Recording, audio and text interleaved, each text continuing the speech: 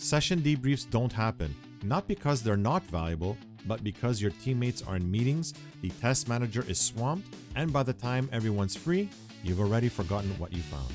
So, you skip the debrief. Insights evaporate. Next sprint, someone asks, "What did we learn from that session?" And you shrug. I built a framework I call LEARN.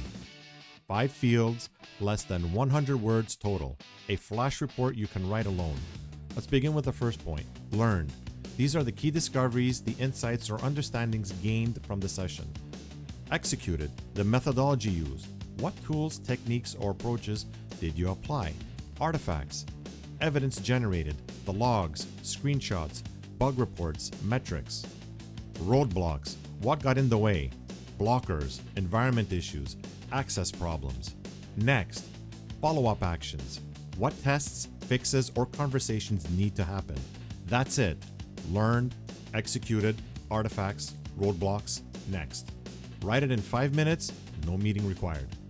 Let me show you what this looks like. I just finished a session testing a payment gateway. Here's my Learn report. Learned.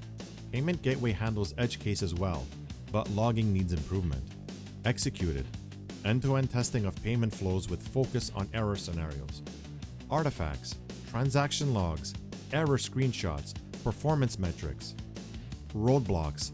Test environment stability issues delayed some scenarios. Next, enhanced logging, implement automated monitoring. Under 100 words, everything captured. The problem with session debriefs? They depend on other people being available.